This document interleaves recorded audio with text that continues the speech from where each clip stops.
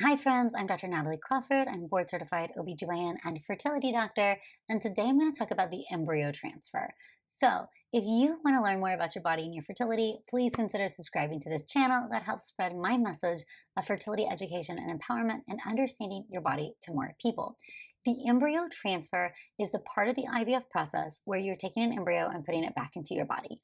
There are different protocols for how you do a transfer, and there are fresh transfers and there are frozen transfers. So in this video, we're going to review the differences and what I want you to know when it comes to your own embryo transfer, or if a friend is having a transfer or supporting it. So the first is the difference in a fresh and a frozen embryo transfer. So in general in IVF, if we take an overview of what IVF is in vitro fertilization. In IVF, we're taking 1 month's group of eggs, we're getting them all to grow. That group, remember, was either going to ovulate or die. So we're not tapping into your future eggs or your future fertility, but we're taking hormone shots to get all those eggs to grow. We're then going to undergo a procedure to take those eggs out of the body. And then in the IVF lab, we're going to be able to fertilize eggs and sperm together and grow out embryos. Those embryos can be frozen, they can be transferred, or they can be biopsied for genetic testing and then frozen. And so when we think about an embryo transfer, a fresh embryo transfer means that that embryo or those embryos were never frozen. So 5 days after the egg retrieval, if the egg retrieval is considered day of ovulation, so consider that day 0, 5 days after this, so day 1, 2, 3, 4, 5, you would look under the microscope, take a good look at embryo, and then perform the transfer. When you do the transfer in a fresh cycle, what would happen is that you put the embryo, it gets warmed up, it gets placed into a small catheter. The speculum gets placed in the vagina. Using ultrasound guidance, that catheter is inserted through the cervix into the uterine cavity, and the embryo is deposited close to the top or the fundus of the uterus. Then you are waiting about 9 days when you can take a pregnancy test. Now, in a fresh transfer, your body is making some natural progesterone because of those corpus luteum, which were from the follicles. However, they were destroyed because we went in with a needle when we did the egg retrieval. And so we usually like to supplement with some progesterone. Risks of a fresh transfer can include something called ovarian hyperstimulation syndrome, or OHSS. OHSS is when your body had a lot of follicles and it's making a lot of estrogen, and instead of letting all those corpus luteum heal, they get stimulated based on a pregnancy. So when you get pregnant and you have HCG, those corpus luteum continue to make hormones, and then you're not able to ever heal from those really high estrogen levels. It actually causes third spacing, which means the fluid inside your blood vessels can come out of your blood vessels, and it can get into your abdomen and your lungs, and your blood actually gets dehydrated, so it can be hard for your kidneys. And so this is a serious complication that really does not happen very much anymore, because in anybody who's considered a high responder, they really should not be a candidate for a fresh transfer.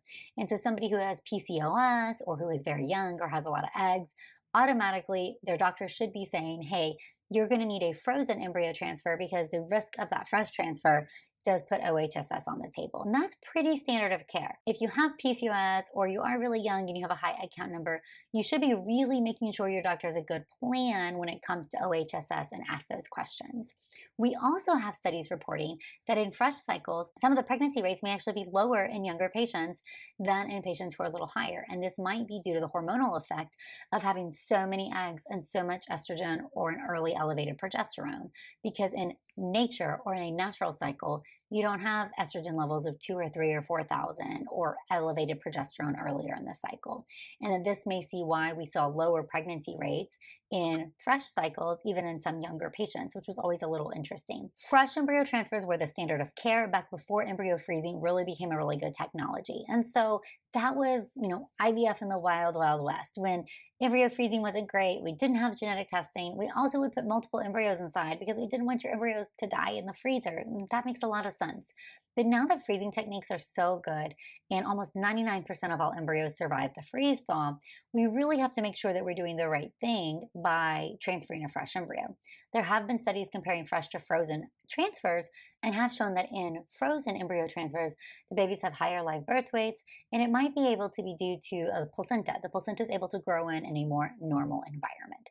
So we have seen a trend towards doing frozen transfers, and frozen transfers allow you to do genetic testing of the embryos and get the results and then decide, are you ready to transfer? Are you waiting on normal genetics? Do you have enough embryos for your whole family? Should you do another cycle? So we have seen the trend be towards more frozen embryo transfers over fresh. Personally, fresh embryo transfers, I do these for patients who are young with very low ovarian reserve. So they're a candidate for a fresh transfer.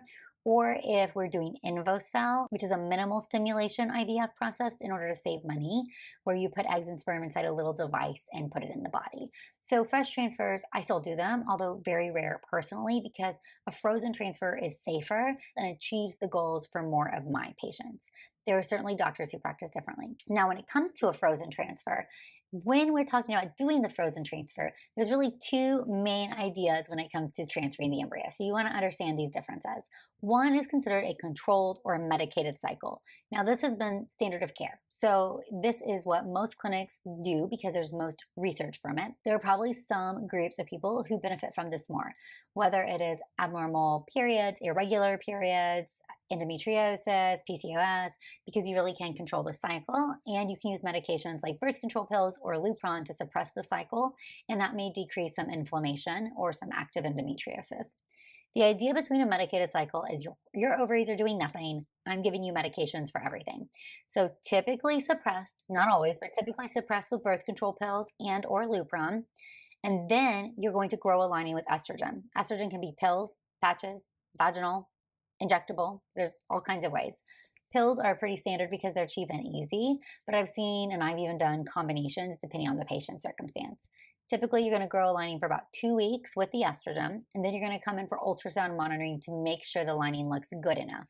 And when we talk about good enough, what we're really talking about is thick enough and pretty. So I think every fertility doctor will tell you we'll take a trilaminar, a pretty organized lining over a very thick, disorganized one every single day. So the architecture of the lining matters much more than the thickness, but we really want to see both at an appropriate level for implantation. So you come in for ultrasound and it looks good, and then you're going to be starting progesterone. Progesterone in frozen embryo transfers opens and closes the implantation window just like it does in natural cycles. So we know that embryos implant very specifically when it comes to the day of progesterone. So when we do this, what we're doing is starting progesterone and then typically doing the embryo transfer on day 6 of progesterone exposure. Now, progesterone can be given in different forms. It can also be given orally, vaginally, and injectably, or PIO. Studies have shown that in controlled cycles, at least some PIO gives us the highest success rates. So you will see some clinics do only PIO. You'll see some do a combination of every other or every third day PIO with some vaginal progesterone. You'll see places do all three. Point is, some PIO has been shown to be better than none. That's a controlled or medicated cycle. The other option is a modified natural or a natural cycle. I'm going to group these together because the premise here is instead of controlling things and getting your ovaries to be quiet and just artificially growing the lining with estrogen, I'm now going to make you ovulate. So I'm going to give you medications, either letrozole or injectable hormones like FSH, to get an egg to grow, or I'm going to follow your natural egg if you have very regular ovulatory cycles. So I'm either inducing ovulation, sometimes I'm using FSH to induce super ovulation, especially in patients with history of thin lining or Asherman's, and then I'm following your natural ovulation. You don't have a calendar in this cycle, and you often have to come in multiple times. So I'm measuring your follicle, checking your LH and your progesterone, seeing if you're starting to surge or ovulate, bringing you back again, doing the process over and over again. And so we're kind of fine-tuning day by day. And once we see your hormone shift, or we see you get to a follicle size and a lining architecture that's perfect for implantation, you can use a trigger shot and then start progesterone and time the transfer based off of that. Now, really, if you miss the window and your progesterone already has raised, then you might not be able to do this cycle type. So it's really important to be followed closely. You also have a corpus luteum in this cycle, and so you don't need the injectable progesterone. That corpus luteum, just like we know from our progesterone videos, that corpus luteum makes progesterone. And so it does make it at these pulsatile intervals. We like to give just a little progesterone support because we're controlling fertility doctors. But you really don't need levels checked in these modified natural cycles because the body is doing it. That's the whole point. You're going to ovulate a follicle, it's going to make some progesterone. In some people, we do find that their body responds better to their own endogenous estrogen, and they have a better lining than if they take oral estrogen pills. So I will see somebody who doesn't have the best response to a controlled cycle, and sometimes I switch over to a modified natural. Downsides to a modified natural are they are more unpredictable and they do require more visits, and sometimes the medications are more expensive. So it is a lot more involved. And sometimes just having a couple ultrasounds, knowing exactly when the transfer is happening is really nice. So depending on your medical history, if you don't ovulate, if you have FHA, you can't do a modified natural cycle. It's not really going to be the best option for you. If you have endometriosis, you might benefit from a controlled cycle and some lupron suppression. So these are the basic standard types. So there's a traditional controlled cycle, there is a modified natural or a natural cycle where you induce ovulation. There are a few other cycle types that we sometimes consider, mostly a very prolonged suppressive period. And this is typically considered for unexplained infertility, unexplained implantation failure of normal embryos, or even endometriosis. And this is where you're suppressing for months, at least 2 months before the transfer, and then growing the lining with estrogen. So it's a type of the controlled cycle, but a very prolonged suppression. So it is really important to make sure that you have a discussion with your fertility doctor. What's the cycle type? Why? What's that going to look like? What's the calendar going to look like? We do not have a head to head study comparing controlled cycle or a natural cycle. If we did and one was clearly better, that would be the one we do all the time. I think it probably is a personal thing, just like so much of IVF care is that what's better for one person is not necessarily going to be the same thing that's better for somebody else. So it's really looking at the full picture to try to decide what makes the most sense. And if you're not pregnant after one transfer, your doctor may want to switch cycle types. They may want to do additional testing. So you have fresh transfers and frozen transfers. You have different types of protocols when it comes to frozen transfers. A few last thoughts about the embryo transfer. One is that you really need to think about how many embryos that you're transferring. Standard of care has changed, and we really are favoring transferring one embryo at a time. Even with one embryo, there is a much higher chance of identical twinning than we see in nature. And so when we are transferring 2 or more embryos, we are risking having that high order multiple situation.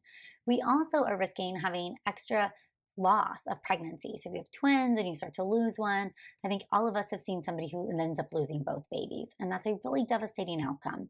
So if we keep our focus on trying to get you the highest live birth rate per embryo, transferring one embryo, especially if they are genetically tested or if you're younger than age 37, is going to be the recommendation. I've seen patients have these high numbers of embryos transferred, and it makes me nervous. And I've seen some devastating outcomes of pre-viable pregnancy loss. So really, I know everybody wants to get to that family size and you want to catch up because you're behind. And I've had infertility and I've been there too. But these embryo transfer numbers are really to try to give you the best total family outcome that you can have. And so really listen to what your doctor is saying and ask questions appropriately. All right, we'll do more on the embryo transfer, talking about what to expect with the procedure and how to prepare yourself the best. But this was just an overall basics of the different things to think about in the different transfer types. If you have any questions, please leave them in the comments below and we will answer them in a follow-up video. As always, you can learn